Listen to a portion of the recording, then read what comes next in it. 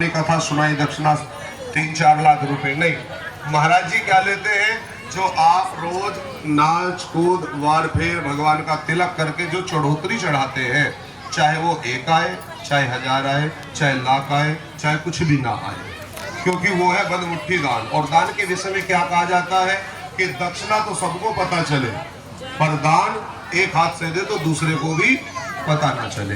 दान होता बदमुट्ठी। तो दान में कभी किसी पर जोर नहीं होता, किसी पर हाथ नहीं आजमाया जाता, भैया इतना करो, नहीं तुम ये क्यों चढ़ा रहे हो, ज्यादा चढ़ाओ, ऐसा तो नहीं बोला जाता। दक्षिणा जो होती है वे मानो जैसे एक मजदूर का मेहनताना होता है।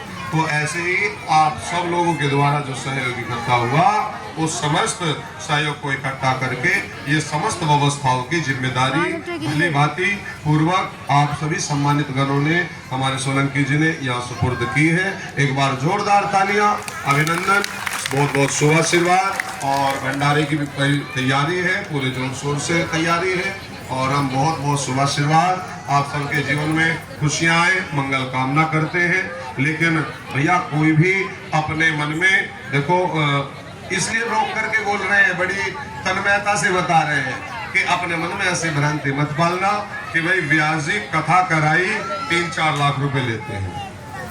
व्यास जी आपके जो चढ़ाते हैं चढ़ोतरी उस पर ही निर्भर रहते हैं। बाकी ये सब खर्चे जो 3-4 लाख रुपए के आते हैं, ये भैया इन सब चीजों के आते हैं जो व्यवस्थाएं हो रही हैं। तो ये सब जितना व्यवस्था मान अभी सोफे डलवा दो, एसी लगवा दो, और खर्चे बढ़ जाए, है ना, पंडाल और इससे दुगना करवा दो, और खर्चे बढ़ जाए। तो ये सब व्यवस्थाएं, जितना गुड़ डालो उतना मीठा होता चला जाता है ना। यही चीज मात्र 2-4 सीलिंग लगवा लो तो मात्र 80-90 हजार रुपए में खर्चा पूरा हो जाए।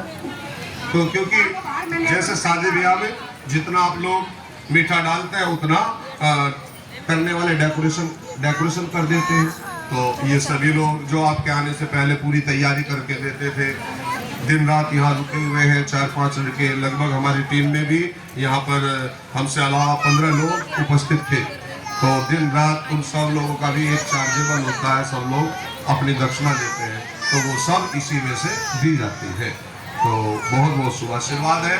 हमारा नियम रहा है शुरू से ही, हम कथा का भैया कभी कोई किसी से दान दक्षिणा कह करके मुंह से नहीं मांगते। इसका प्रत्यक्ष प्रमाण हमारे यहाँ सोलंकी जी हैं, और आज तक हमने कभी ऐसा नहीं किया। लेकिन हाँ, ये साफ कहते हैं भैया व्यवस्थाएं चाहे तुम करा लो, और हमें कहोगे तो हम जो व्यवस्थाएं लाएंगे उसकी आपको व्यवस्था करके देनी पड़ती है। तो ये सारी व्यवस्थाएं फिर आप सब लोगों के द्वारा होती है। क्यों जी, ऐसा ही है बिल्कुल।